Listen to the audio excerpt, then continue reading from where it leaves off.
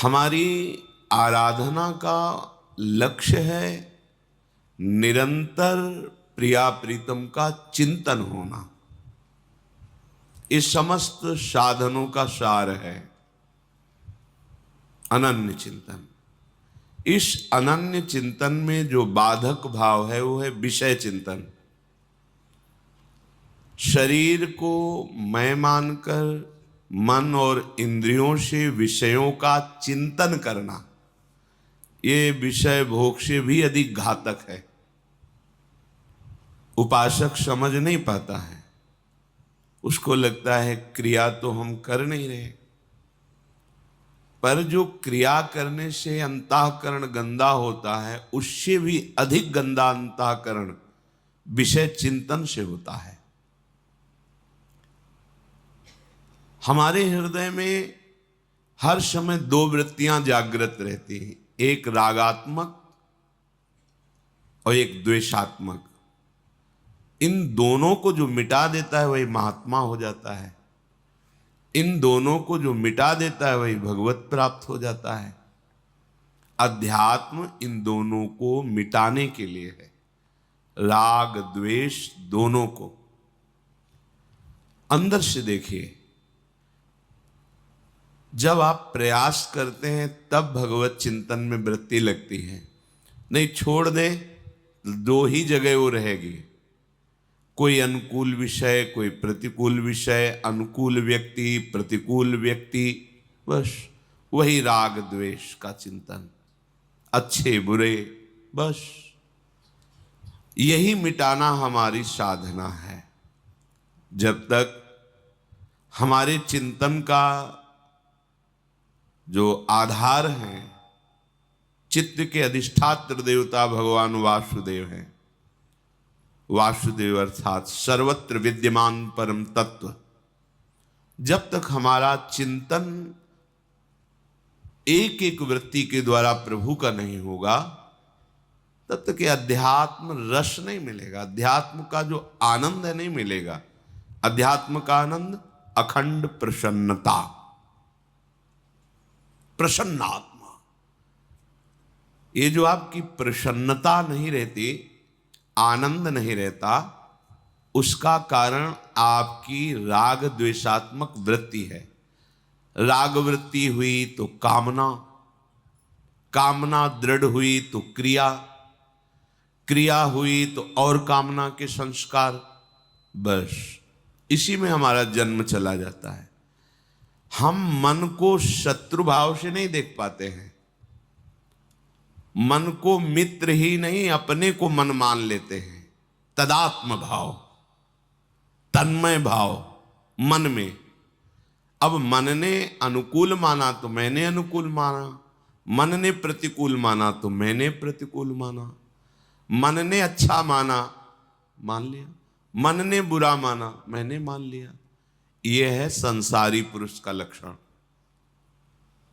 साधक उपासक मन की मान्यता को शास्त्र में देखता है, ये शास्त्र सम्मत है कि नहीं, गुरु के वचनों से मिलाता है, अध्यात्म के सिद्धांतों से देखता है। यदि वो शास्त्र सम्मत, गुरु अनुकूल, इष्ट अनुकूल है तो उसकी बात मानता है, नहीं तो मन की बात बिल्कुल नहीं मानना चाहिए। अगर मन की बात मानते रहे तो ये इसी में फंसाते रहेगा। भगवान पे गुस्सा, गुरु पे गुस्सा, शास्त्र पे अश्रद्धा, ये सब लाएगा। आपको लगेगा कि परमार्थ में कोई आनंद ही नहीं, जबकि आनंद नहीं, आनंद समुद्र है जहां दुख का लेश नहीं है। तो हमारी आंतरिक सुधार वृत्ति चिंतन में होनी चाहिए। क्रियाओं में तो आप घेरे के अंदर हैं, समाज का भय है, कहीं ना कहीं कानून का भय है, प्रभु का भय है, कई तरह के भयों से हम बचे हुए हैं। पर आंतरिक चिंतन में तो कोई भय नहीं ना, न समाज का भय, न कानून का भय, न भगवान का भय। कोई गलत तो कर नहीं रहा हूं, उपासक ऐसा सोचता है। पर अंदर ही अंदर जो विषय चिंतन हो रहा है विषयान ध्यायतश्चित्तम विषयेषु विसज्जते माम नुस्मरतश्चित्तम मय्येव प्रविलीयते। श्री भगवान के वचन है। जो उपासक विषय चिंतन करता रहता है, 5 ज्ञानेंद्रियां हैं, 5 कर्मेंद्रियां हैं, 5 ज्ञानेंद्रियों के द्वारा विषय चिंतन होता है और कर्मेंद्रियों के द्वारा क्रियाएं होती हैं। रूप चिंतन, स्वाद का चिंतन, स्पर्श सुख का चिंतन, घ्राणेन्द्रिय का चिंतन। घ्राणेन्द्रिय सौरभ से संबंध रखती है।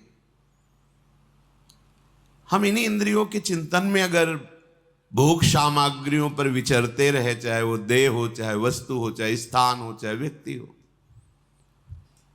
तो परमार्थ किसे कहते हैं आप कैसे जान पाएंगे? बातें बनाना परमार्थ थोड़ी होता है। परमार्थ तो होता है मनोनिग्रह, इंद्रिय निग्रह। मन को समाहित करके आराध्य देव में लगा देना, चाहे नाम में, चाहे रूप में, चाहे लीला में, आराध्य देव में।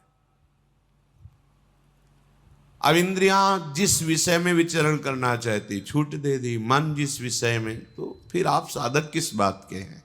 आपकी साधना क्या हो रही? विषयों का चिंतन विषय क्रिया से भी अधिक घातक उपासक को मानना चाहिए। विषय चिंतन में जहां मन जाने लगे डर जाओ, क्योंकि रजोगुण इतना भयानक है कि कहीं कहीं तमोगुण से भी ज्यादा यह भयानक स्थिति पैदा कर देता है। तमोगुण में प्रधानता, निद्रा, आलस्य, सत्कर्म में प्रमाद, मूढ़ता, ये। लेकिन रजोगुण में भोगात्मक क्रियाएं और उनका विरोध होने पर भयंकर क्रोध, हिंसा आदि तमोगुण से भी बड़ा ये मन को मलिन करने वाला रजोगुण है। ध्यायतो विषयान पुंसा संगस्तेषुपजायते संगात संजायते कामः कामात् क्रोधो भिजायते क्रोधात् भवति सम्मोहा सम्मोहात् स्मृति विभ्रमा स्मृति भ्रंशात् बुद्धिनाशो बुद्धिनाशात् प्रणश्यति। सर्वनाश किससे हो गया? ध्यायतो विषयान पुंसा, विषयों का चिंतन करने से सर्वनाश हो गया। क्या आप कभी ऐसा हृदय में डरे हैं विषय चिंतन होने पर? नहीं। बहे चले जा रहे हैं जहां मन लिए जा रहा है। ये मन बंदर की तरह छलांग लगाता है, इस शाखा से उस शाखा, शाखा प्रशाखा, ऐसे घूमता रहता है।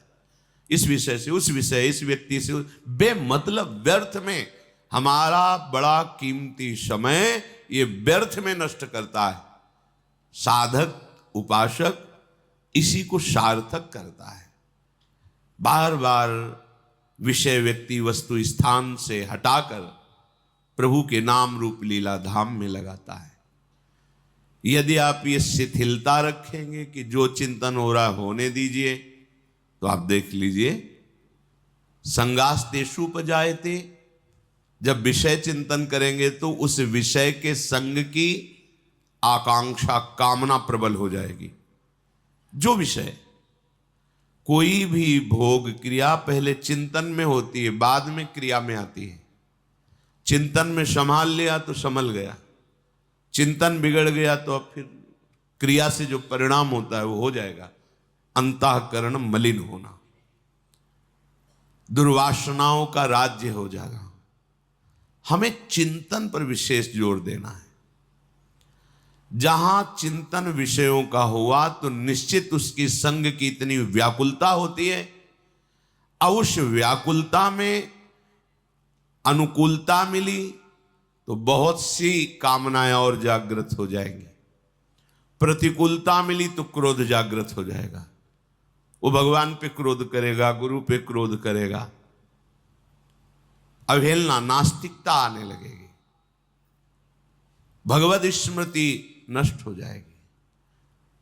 बुद्धि निर्णय करने लायक नहीं रह जाएगी। बुद्धि का नाश सर्वनाश, बुद्धिनाशात प्रणश्यति, उसका नाश हो गया। हम विषय चिंतन क्यों करते हैं? सुख के लिए, आनंद के लिए, प्रसन्नता के लिए। क्या किसी को आज तक सुख, आनंद, प्रसन्नता मिल पाई है? मिल पाएगी? मिल रही है? नहीं। क्यों? क्योंकि इसमें सुख है ही नहीं। श्री भगवान कह रहे हैं, ये ही संस्पर्शजा भोगा दुख यो नय एवते आद्यंतवंतः कौन्तेय न तेषु रमते बुधा। ये इंद्रियों के साथ जो मन विषय भोगों में सुख, आनंद, प्रसन्नता ढूंढने के लिए जाता है, चिंतन करना, भोग क्रिया करना, तो भगवान कह रहे हैं भोगा दुख योनय एवते। ये जितने भी इंद्रियों के भोग है ये दुख प्रकट करने वाले हैं। योनय, यहीं से दुख प्रकट होता है। दुख की मूल जड़ क्या है? भोगों का चिंतन और भोगों को भोगना। हम किस लिए भोग रहे हैं? सुख, आनंद, प्रसन्नता। और भगवान क्या कह रहे हैं? कह रहे हैं जितने भी इंद्रिय मन के द्वारा भोगे जाने वाले भोग हैं वो सब दुख योनयः, ये दुख प्रकट करने वाले हैं। दुखों की मूल जड़ भोगों का भाव, उनका चिंतन करना, उनकी क्रिया, उनमें सुख भाव। आद्यंतवंतः कौन्तेय न तेषु रमते बुधा।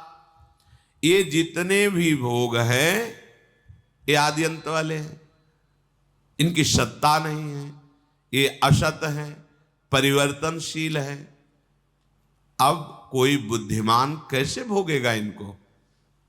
तो जो बुद्धिमान हैं, जो साधक हैं, जो उपासक हैं, वो भोग क्रिया की तो बात जाने दो, वो भोग चिंतन ही त्यागते हैं। भोग चिंतन छूटा, आप अध्यात्म की चढ़ाई पर, ऐसी ऊंचाई पर पहुंच जाएंगे जहां काम क्रोध आप पर आक्रमण ही नहीं कर सकते।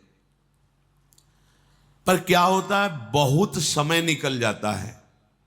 ये भ्रमण के समय अनुभव किया है, जब बहुत मिलन होता है संतों से तो दो प्रकार का अनुभव होता है। एक सत्य